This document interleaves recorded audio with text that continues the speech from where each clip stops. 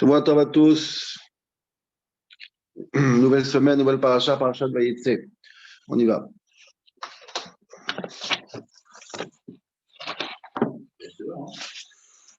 Vayetze, Yaakov, Be'achar, Vayelech Harana. Donc Yaakov, la semaine dernière, il a été obligé, contraint de se sauver de la maison de ses parents, de peur de se faire tuer par Esav. Et là, il va partir. Aujourd'hui, on va s'arrêter sur le fameux rêve, le rêve des échelles, le rêve de l'échelle. Ok. Donc, il arrive à l'endroit du Beth Amikdash. Comme il a pris des pierres, vous connaissez toute l'histoire, il a mis autour de sa tête. Le Rachar Hirsch nous dit que les pierres qu'il a mis autour de la tête, c'est la première maison qu'Yaakov s'est construite. La première villa qu'il avait Yaakov, c'est celle-là. Il a pris des pierres, il a fait une maison, c'est la première maison de Yaakov. Et là, là,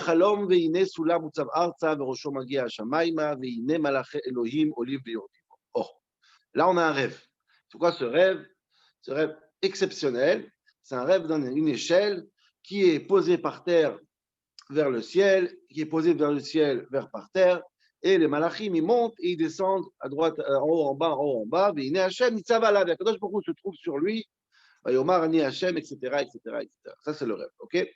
Donc, on va faire aujourd'hui le Ben Ishraï comme tous les dimanches. Très, très bon Ben Ishraï. Et ensuite, je vais entamer sur un deuxième pirouche que j'ai eu l'occasion de le dire, un petit ridouche comme ça, très intéressant sur cette histoire du Soulam, que je pense qui est mamash bouleversant, le message derrière ce Soulam-là. Et aujourd'hui, hier soir, j'ai pu trouver une preuve magnifique qui pas seulement qui confirme, qui appuie cette idée dans le livre de Rabbi Tzadok HaKohen de Lublin, dans le livre de Rabbi Tzadok, qui confirme mamash cette idée qui est très, très forte. Et moi, je peux la répéter tous les jours tellement qu'elle peut changer une vie. Je pense qu'on a eu l'occasion d'en parler un petit peu aussi. Un des premiers shurim du confinement, on a rappelé aussi cette histoire du Soulam, parce que je pense que c'est vraiment un vrai moussard pour la vie. Alors, je commence par le Ben Ishraï. Le Ben Ishraï, il va parler de ce Soulam. Alors, sachez comme ça. Je ne vais pas tout lire le Ben Ishraï, il est un peu long. J'ai essayé de faire encore une fois la synthèse pour comprendre ce qu'il veut le Ben Ishraï. Et c'est une idée magnifique. Il y a un pasouk. Alors, écoutez bien ce pasouk. Le pasouk, il dit, tout le monde le connaît, il faut que tu saches aujourd'hui et que tu mettes sur ton cœur.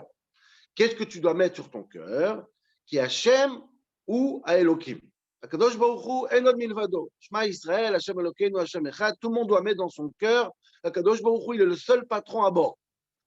Le roi des rois, le patron des patrons, le maître à bord. En malasot. Ça, chacun doit se mettre. Mais après, il y a 4 mots très bizarres. C'est quoi ces 4 mots? Bashamayim mimal ve'ala haaretz mitachat. Ça veut dire quoi? Dieu, il est le seul maître à bord. Où ça?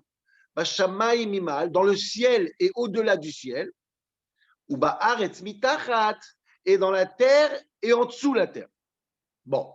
Et ça, c'est une expression un peu bizarre. On comprend qu'on veut gonfler un peu l'histoire et faire un peu de poésie. Mais c'est quoi la terre et sous la terre? Hachem, il est maître à bord partout. C'est quoi sur le ciel, en dessous le ciel, sur la terre, sous la terre? C'est quoi cette histoire? Regardez un chidouch nifla, très, très, très beau, magnifique, matok du Ben Ishraï. Et il dit comme ça, le Ben Ishraï. Il dit que quand Avinu est venu, il a rêvé d'un rêve. C'est quoi le rêve? C'est quoi Soulam?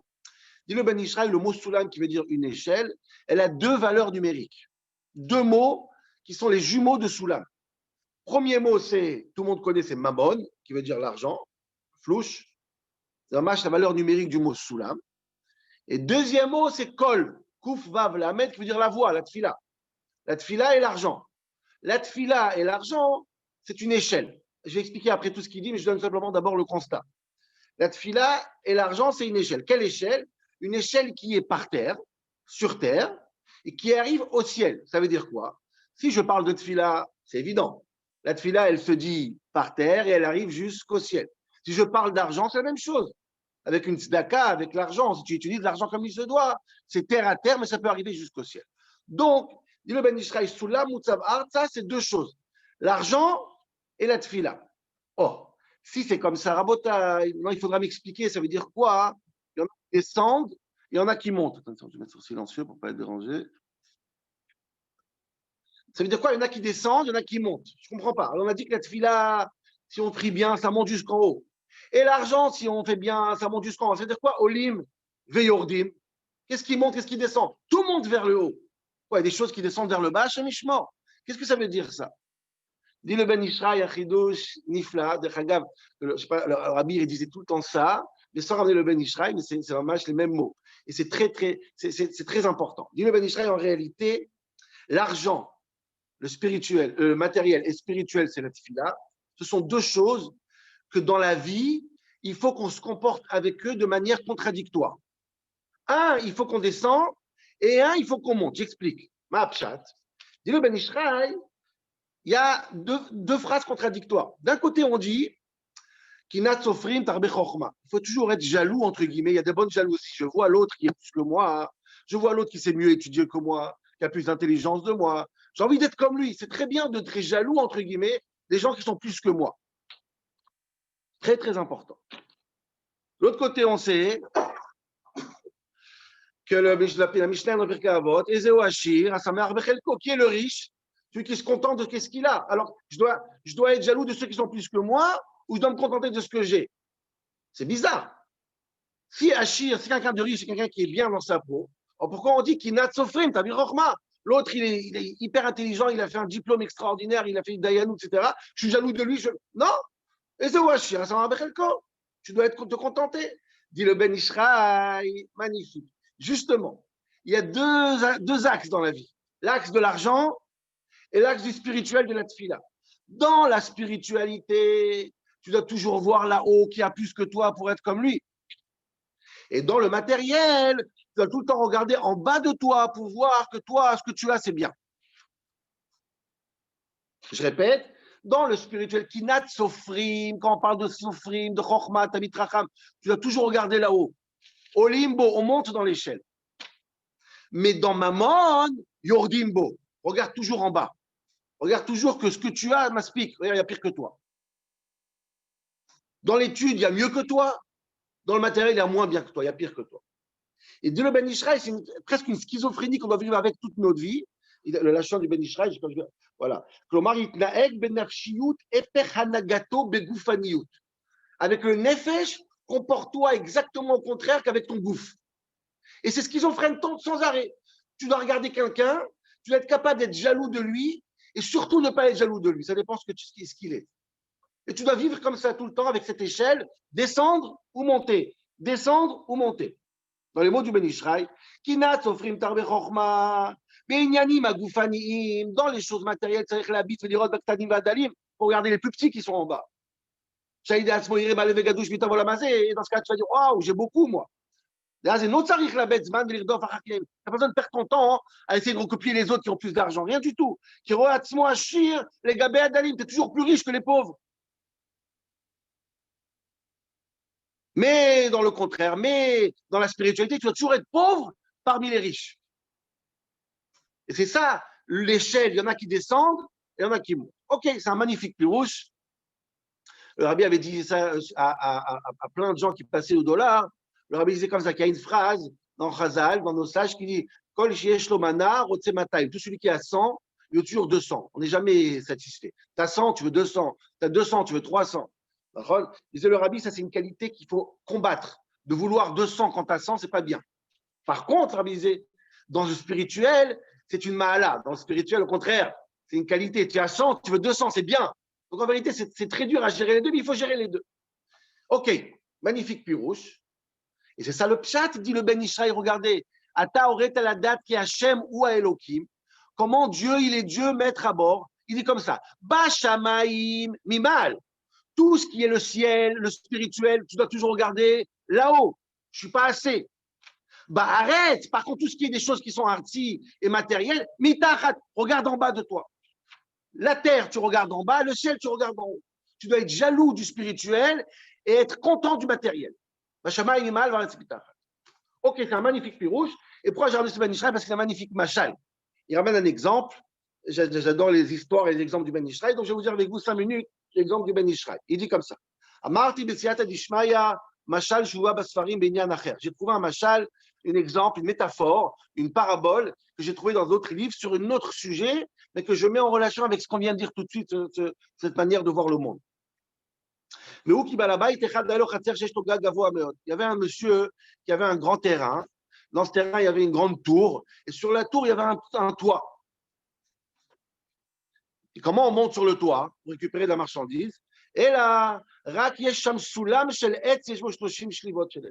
y a une échelle qui est posée sur le terrain, qui va jusqu'au toit de la maison. Et cette échelle, elle a 30, comment on dit, 30 escaliers. Barreau. 30 barreaux. 30 barreaux pour arriver jusqu'au toit. ועולים לגג באותו סולם דרך התושבים.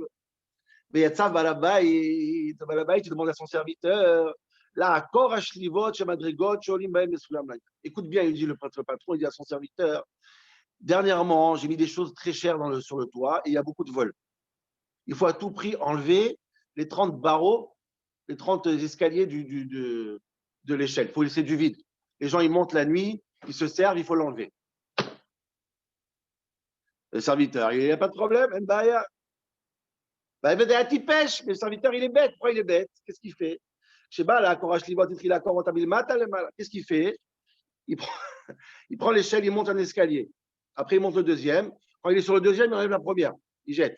Il monte à troisième, il enlève la deuxième, il jette. Il monte à quatrième. Et plus il monte, plus derrière lui, il enlève les barres. Il monte. Il arrive là-haut. Barre numéro 30. Il a jeté les 29 précédentes. Il arrive sur le toit, il dit, mince, j'ai enlevé tout ce qu'il m'a dit le propriétaire. Mais comment je descends? Maintenant, c'est une échelle vide. Alors le propriétaire, il lui dit, mais t'es prêche ou quoi? C'est pas comme ça qu'il faut faire. Tu montes là-haut. Une fois que tu es là-haut, tu commences à descendre. Et une fois que tu descends, chaque fois que tu es descendu, tu enlèves la barre du haut. C'est logique. Il dit, OK, maître, il n'y a pas de problème. Dit le Ben Ishraï, dans le terrain, il y a un trou de 30 mètres. Et il y a une échelle qui va pour descendre jusqu'au bout, en dessous. Et le patron, il dit à son évêque, si tu peux descendre, s'il te plaît, me chercher ce qu'il y a en dessous, le trésor que j'ai caché en dessous, mais tu me le ramènes, et surtout, tu enlèves tous les escaliers, parce que dernièrement, il y avait des vols, encore une fois, il faut qu'en tout prix qu'on enlève. Alors, qu'est-ce qu'il fait? Il dit, mais non, le propriétaire, il m'a dit quoi? Il m'a dit que quand je descends et j'enlève. Je descends et j'enlève. Je vais faire la même chose. Il descend, il enlève un. Il descend le deuxième, il enlève un. Il arrive en bas, c'est vide à nouveau. Et il descend en bas, il n'y a plus comment monter. Et le propriétaire dit, mais tu pêches. Il faut faire le contraire. Il me dit, tu m'as dit tout à l'heure sur le toit que quand je descends, je dois enlever, pas quand je monte. C'est exactement ce que j'ai fait. Et je me retrouve sans chlivote. Alors les propriétaires, tu pêches, idiot. Quand c'est un toit qu'il faut monter là-haut, alors il faut enlever quand on descend. Quand c'est un trou qu'il faut descendre en bas, il faut enlever quand on monte. Dit le Ben Ishraï, c'est exactement la même chose. Il y a des choses qu'il faut regarder là-haut. Il y a des choses qu'il faut regarder en bas. On ne peut pas mélanger tout. Si on compare Gouf, Venefesh, on arrive à une situation qu'on compare un trou et un bâtiment. Tout ce qui est Toucha, on regarde là-haut. Tout ce qui est Touma, on regarde en bas. Et si tu veux tout comparer dans ta vie, tu risques de rester avec une échelle sans escalier, sans barreau, que tu ne peux pas ni monter et ni descendre. Je finis dans les mots. Quand c'est le toit, tu dois faire de haut en bas. Des bords. Et dans l'histoire du bord, il y a de en bas en haut. Quelqu'un qui compare le gouffre et le nefesh, il se comporte la même chose. Toute comparaison est complètement ridicule, on le voit clairement ici. Mais quelqu'un ou masid, il perd tout. Tout ce qui est spirituel, tu regardes plus grand que toi. Ça, c'est le Ben Ishraï. Chacun doit prendre ça dans son cœur, à savoir, il y a des choses dans la vie qu'il faut regarder en haut, des choses qu'il faut regarder en bas, tout est proportion, ça dépend de la chose. Il ne faut pas tout comparer, il ne faut pas être bête. Si tu compares tout, tu restes avec une échelle sans escalier. Ça, c'est le Ben Ishraï. OK. Maintenant, on continue. Et je vais vous dire un peu plus profond dans cette histoire. On va aller. Alors, c'est quoi l'échelle? J'ai compris, il y en a qui descendent, il y en a qui montent. Qu'est-ce qui se passe avec l'échelle? Alors, regardez. C'est lui qui fait le Chumash. C'est le Tzadok Kohen, Mamash, il a un très, très beau chidouche. Mais on y va. D'accord? Il est arrivé. Le Soulam, il est posé par terre. Alors, j'ai rappelé ça plusieurs fois. Je rappelle encore une fois maintenant. Il y a marqué dans le Rachar Hirsch, je trouve encore hier une allusion à ça dans le Rachar Hirsch. Et on le voit clairement qu'en hébreu, quand une ville, on dit le nom d'une ville et on finit par un He, ça veut dire que je suis en direction d'eux. D'où on sait ça? Juste au début de la paracha. ויצא יעקב מבאר שבע וילך חרנה. C'est quoi Harana? Il va à Haran. S'il y a marqué Vaï Becharan, c'est-à-dire qu'il est déjà à Haran. S'il y a marqué Harana, c'est en direction de Haran. S'il y a un et à la fin du mot, c'est en direction de. Toujours. Yerushalma, si je vais à Yerushalayim, si Yerushalayim, je fais Yerushalayim. Ok? On connaît cette règle d'Igdoukit. Très sympa. Très, très, très vrai. Alors, dit le Rachar Hirsch un petit peu, et d'autres qui disent, on a un problème. Parce que regardez le Soulam, comment il est le Soulam, comment il est l'échelle. Veine Soulam, Mutsav Arza. Le Soulam, il est en direction de la terre. Je pensais qu'il est sur la terre, mais tu as marqué arrête, c'est-à-dire qu'il est sur la terre. Non, l'échelle, il est en direction de la terre, il ne touche pas la terre. Ok, donc dans ma tête, il est quoi? Il est posé dans le ciel et il est en direction de la terre. Ok, disons. Verosho Magia, et le haut de l'échelle, il va où? Hashamaïma, en direction du ciel. Alors, il est où l'échelle? Il est en direction du ciel et en direction de la terre. Donc, qu'est-ce qu'on fait? Il est dans le ciel, il est entre ciel et terre. Je ne peux pas dire qu'il est entre ciel et terre. Pourquoi? Parce que le mot Moutsav, Moutsav qui veut dire en hébreu, il est posé. Donc, il est posé ou sur le ciel ou sur la terre. Or, le passouk qui dit qu'il est en direction du ciel et en direction de la terre. Donc, où je le mets cette échelle? Vous comprenez la question? On a parlé de ça plusieurs fois. Réponse, Ridouche. Il faudrait dire qu'on comprendra mieux le passouk si on invente une hypothèse qui a deux échelles. Deux échelles.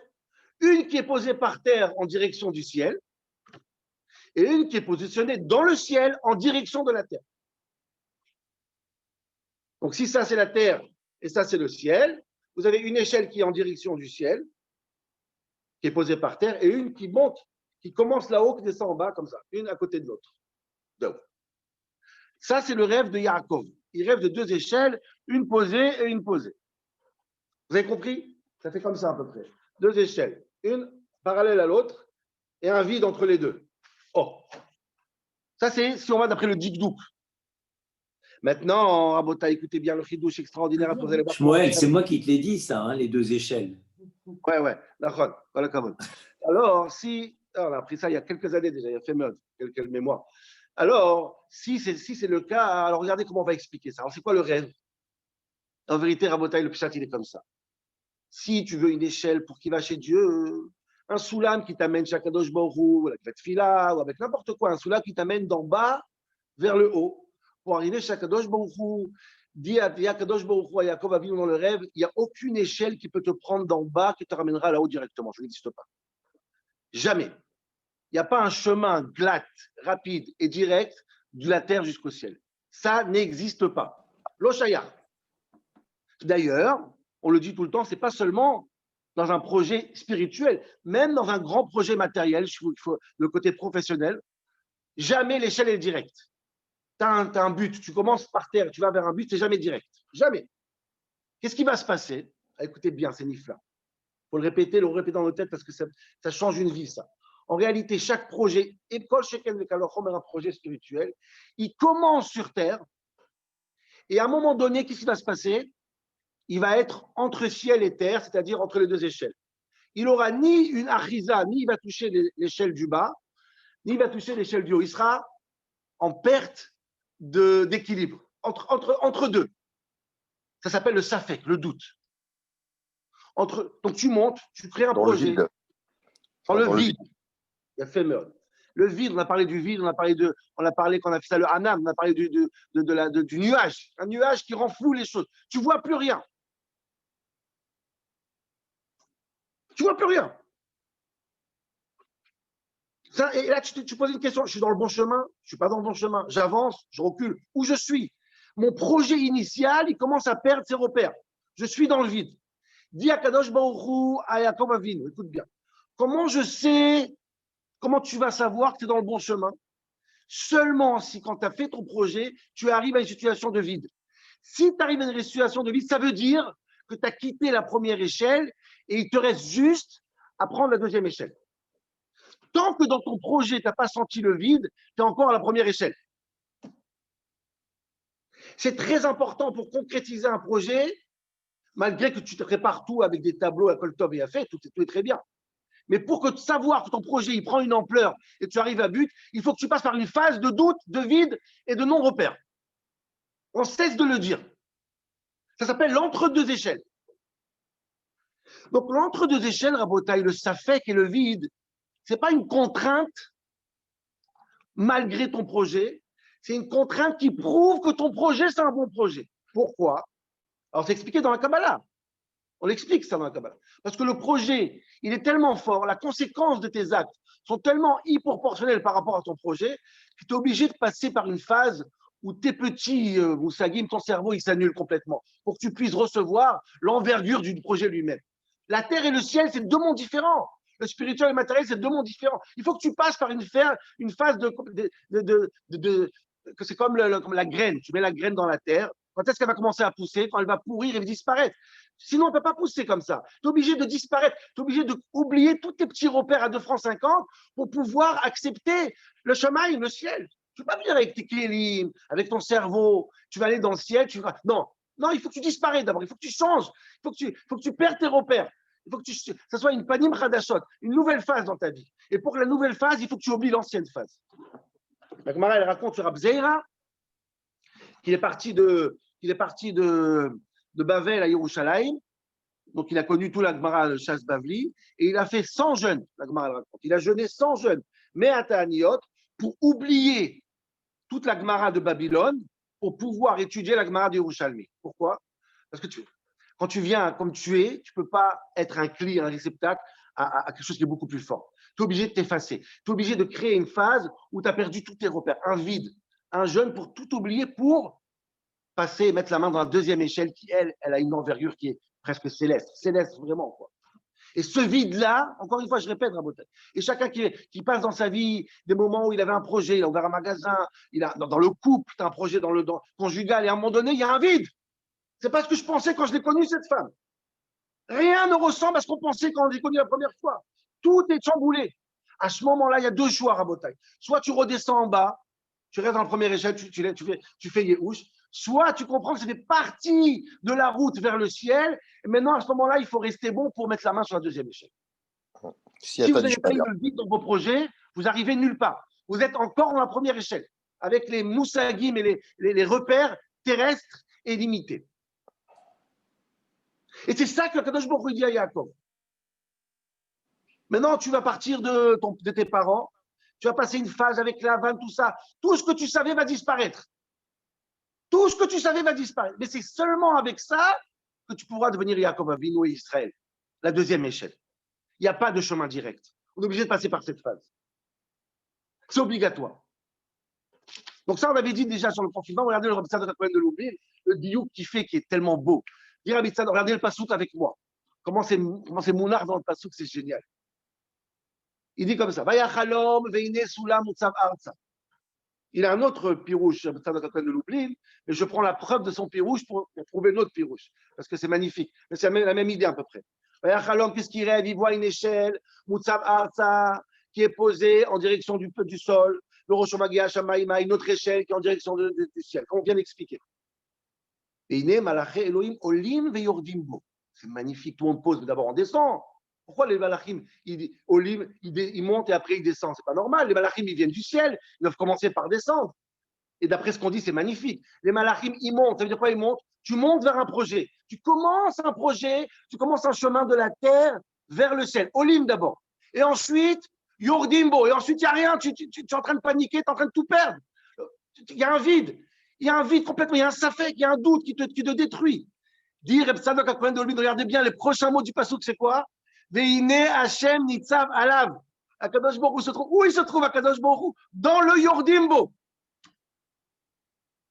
Pour moi, ça a toujours été 2 psukim. Yaakov, il rêve qu'il y a une échelle, on monte et on descend. Et Akadosh Baruch Hu, il vient sur Yaakov, il lui dit voilà, tu auras la névoie. Dis-le Reb Tzadok, non, regardez le pasouk. Akadosh Baruch Hu se trouve où? Tout de suite après qu'il y a marqué Yordimbo. Dans la Yerida, dans le vide, dans la dépression, dans le père de repère, c'est là-bas que Hashem Nitzav Alav. Je veux dire les mots de Reb Tzadok. Tu ne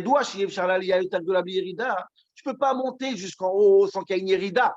Lui, il appelle ça une Yerida, on appelle un vide d'entre les 2 échelles. Une perte complètement de repère. D'abord, on monte à un certain niveau, dit Reb Tzadok. Et après, il y a la Yerida. La Yerida ou le vide. De mettre le vide. Et chacun sait de quoi je parle. Magnifique. Personne ne fait le lien entre ces deux psukim. Et là où tu trouves Dieu, tu ne trouves pas Dieu quand tu arrives là-haut. Tu trouves Dieu dans l'entre-deux. Hashem Nitzav, dans la Yerida, dans le vide, dans ce qu'on a appelé le nuage. Le nuage, le Hanan, le Kohen Gadol, le Kadesh HaKodashim, il se trouve dans un nuage. Le nuage blanc, et là il sort. Mon cher Rabbeinu, quand il fait le Beth Amikdash, le nuage, le flou. Tu as construit, tu as avancé, et là il y a un nuage, il y a un flou, il y a une Yerida, il y a une perte comment dans l'avion, là, il perd complètement de. Chez Gamze, la Akarat Hashem Itbarach.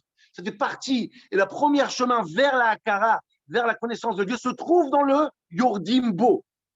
Olim et Yordimbo. Olim, Yordim. Yordim, c'est là qui est Dieu. Pas dans le Olim, dans le Yordim. Aliédé Ayerida Kayadoua. Voilà ce qu'il dit Absalom Cohen. Et Iné Hashem Itzavalav. Tu cherches Dieu, cherche-le quand tu arrêtes de le chercher. Quand tu penses que tout a perdu. Quand tu penses que tout ce que tu savais, ton intelligence, tes capacités de management, et tous tes grands projets, en fin de compte, ils arrivent devant une nullité complètement, et tu perds tes repères, cherche Ve'iné Hashem Nitzav Alav. C'est à ce moment-là que Dieu il est là. Et c'est quoi la preuve que tu as compris le message? C'est que tu mets la main dans la deuxième échelle et tu montes directement vers le ciel. Et si tu n'as pas compris que Ve'iné Hashem Nitzav Alav dans le trou, dans le Safek, alors là, tu risques de redescendre et perdre tout ton projet. Et ça, c'est le grand chidouche de Yaakov Avinu dans ce Soulam Savar. Et je pense que chacun peut prendre ça à l'intérieur de nous. Chacun, on l'a dit dans le confinement, on se trouve, maintenant, le monde se trouve dans un moment de loyachol, on appelle ça loyachol. On a perdu tous nos repères. Tout ce qu'on savait faire, on ne sait plus faire. Les sciences se trompent, les chouls se trompent, les rabbanim se trompent. Tout le monde s'est trompé dans cette histoire. On est dans un flou total. Baruch Hashem. Baruch Hashem. Ve'iné Hashem Nitzav Alav. C'est là qu'Akadosh Baruch Hu est. Maintenant, on a le choix. Soit on déprime et on dit le monde ne sera plus comme avant, soit on comprend que c'est Kadosh Baruch Hu, il veut nous amener à quelque chose de beaucoup plus fort. Et pour qu'on on puisse accepter dans notre tête un nouveau monde, il faut qu'on passe par la phase où on est complètement désemparé. Et ça, c'est le moment où on est maintenant, le désemparé, le Yordimbo, le trou noir, le Safek, le manque de repères, Ve'iné Hashem Nitzav Alav. Voilà, Rabotai, je vous attends et à demain. Laïmouna. Jacques. C'est quel verset, Ve'iné Hashem Nitzav Alav? 13.